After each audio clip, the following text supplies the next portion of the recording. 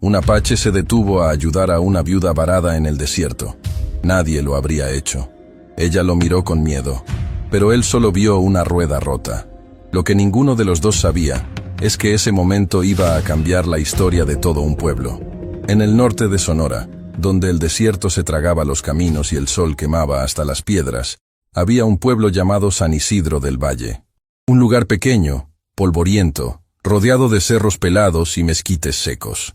La gente de San Isidro vivía del ganado, del maíz cuando la lluvia lo permitía, y de una fe ciega en las costumbres que sus abuelos les habían heredado.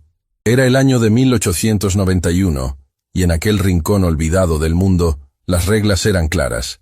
Cada quien tenía su lugar, y nadie debía salirse de él.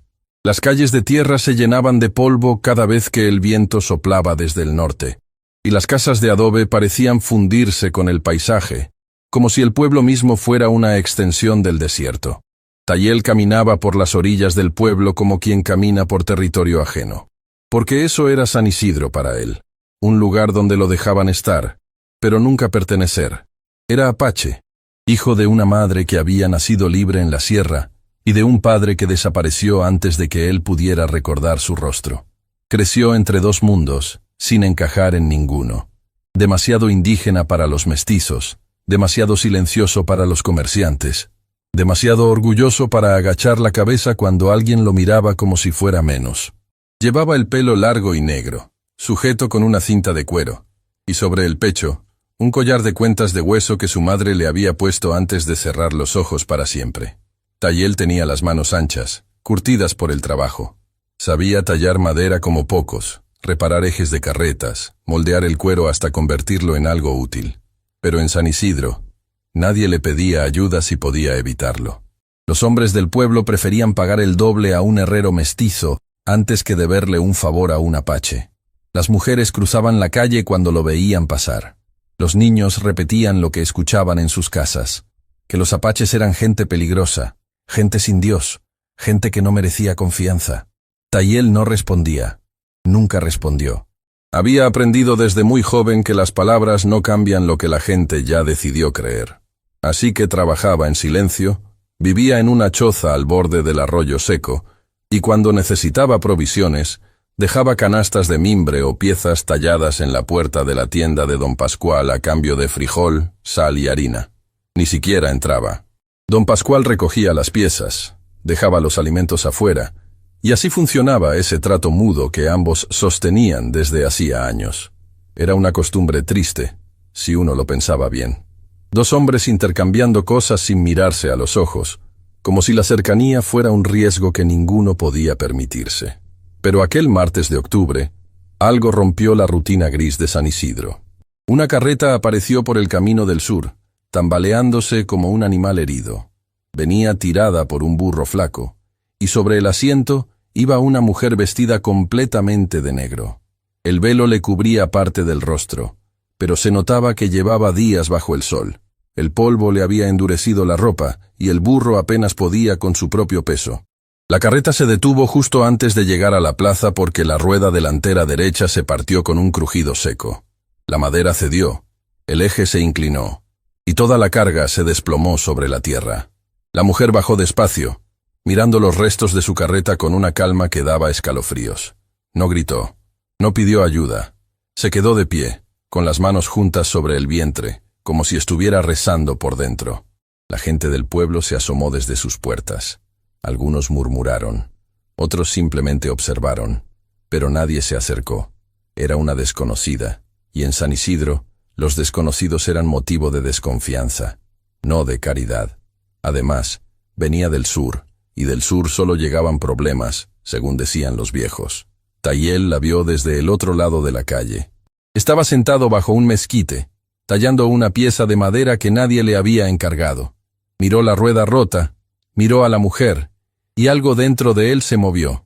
No fue lástima. Tayel no sentía lástima por nadie, porque sabía lo que era recibirla, y sabía que la lástima muchas veces viene mezclada con desprecio. Lo que sintió fue otra cosa. Fue reconocimiento. Esa mujer estaba sola, en un lugar donde nadie la quería. Y eso, Tayel lo conocía demasiado bien.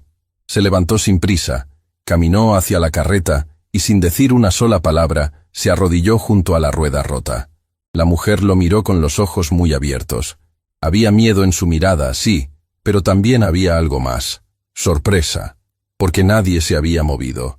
Nadie en todo ese pueblo había dado un solo paso hacia ella.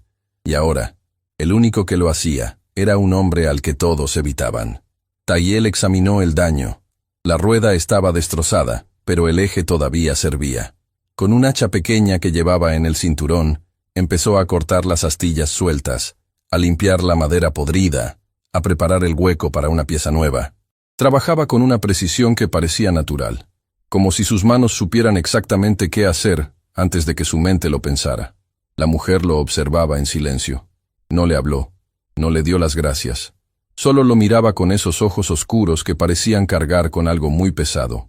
Y Tayel, que no esperaba gratitud de nadie, siguió trabajando bajo el sol de la tarde, con el sudor cayéndole por la espalda y el polvo pegándosele a la piel. Desde la puerta de la cantina, don Facundo Reyes miraba la escena con el ceño fruncido. Facundo era el hombre más influyente de San Isidro. Dueño de la mitad de las tierras, de la cantina, del molino y de casi todas las deudas que la gente del pueblo cargaba sobre sus hombros. Era un hombre grande, de bigote grueso y voz ronca, acostumbrado a que todos le dijeran que sí. Y no le gustó lo que vio.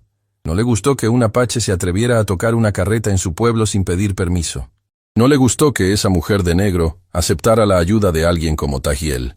Y sobre todo, no le gustó que la gente empezara a murmurar que tal vez, solo tal vez, aquel indígena tenía más decencia que todos los que se habían quedado mirando desde lejos. Facundo escupió en el suelo y entró a la cantina sin decir nada. Pero su silencio era más peligroso que cualquier palabra. Porque cuando Facundo callaba, era porque estaba pensando. Y cuando Facundo pensaba, alguien siempre terminaba pagando las consecuencias. Esa noche, Tayel terminó de improvisar una rueda con trozos de madera que encontró cerca del arroyo. No era perfecta, pero aguantaría. La mujer de negro seguía sin hablar. Cuando la carreta quedó en pie de nuevo, ella lo miró fijamente durante un largo instante y asintió con la cabeza. Solo eso, un gesto mínimo. Pero para Tayel, que estaba acostumbrado a la invisibilidad, ese gesto fue como una grieta de luz en un cuarto oscuro. Lo que Tayel no sabía, lo que nadie en San Isidro sabía todavía, era que esa mujer no era una viajera cualquiera.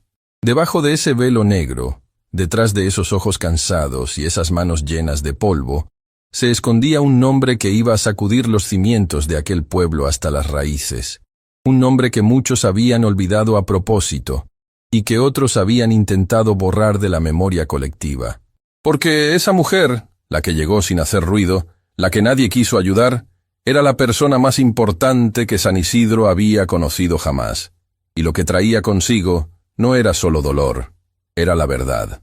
Una verdad que Facundo Reyes había sepultado hacía años, y que estaba a punto de salir a la superficie como el agua cuando revienta la tierra seca. La mujer se llamaba Lourdes Iñiguez, y ese nombre, para cualquiera que conociera la historia de San Isidro, debería haber encendido todas las alarmas. Pero los años tienen una forma cruel de borrar lo que incomoda, y en aquel pueblo, la memoria era selectiva. La gente recordaba las fiestas, las cosechas buenas, los bautizos, pero nadie hablaba de los Iñiguez.